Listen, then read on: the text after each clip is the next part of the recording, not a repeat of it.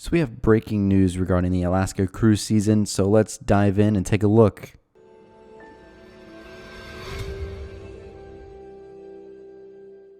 What's going on, everybody? My name is Brandon. If you want to stay up to date with what's going on in the cruise industry, make sure you click that subscribe button down below. Anyways, let's get into this topic because it is very, very exciting. Originally, the idea was proposed to the Canadian government to allow the cruise ships to dock in one of their Canadian ports in order to fulfill the Passenger Services Act. U.S. Senators Lisa Murkowski and Dan Sullivan introduced the Alaska Tourism Recovery Act.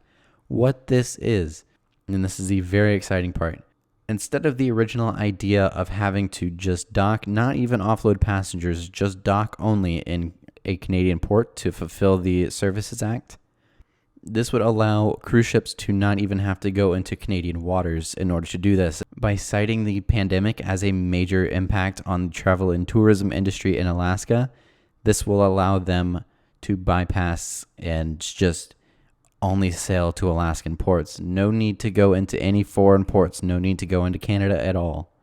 This is very, very, very exciting news. Hopefully everything goes well. Of course, we still need to make sure that ships are still operating by then and the cruise lines are still running their ships. But if cruise ships are up and operating by that point, or at least in some way, shape, or form, the Alaska cruise season can happen this year. Of course, already most sailings out of Canada have been canceled this year. Several cruise lines do offer cruises that sail out of Canada as their home port, but everything that's based out of Seattle or anywhere outside of Canada that sails to Alaska, those sailings were not canceled in some sort of hope that something could be worked out with either government, and it looks like hopefully we have our sign. Now, of course, this does need to be passed by Congress and everything like that. This does need to be passed, and ships also need to be sailing, but it's a big step in the right direction to save the Alaska tourism industry.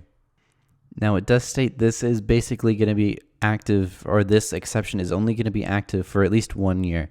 Basically, the duration of this new bill would be from the point when it was passed until February 28th of 2022, and then the full restriction would go back in place. But that still gives pretty much an entire year for everything to begin opening back up, and hopefully everything is good by then. But yeah, this is very exciting news, very exciting for the Alaska tourism industry and the cruise industry itself. Just fingers crossed we can get cruising by that point. That way we can have ships starting to go to Alaska.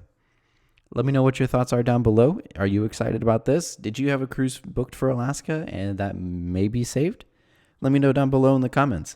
Thank you guys so much for watching. If you want to stay up to date with what's going on in the industry, make sure you subscribe down below. Thank you so much for watching.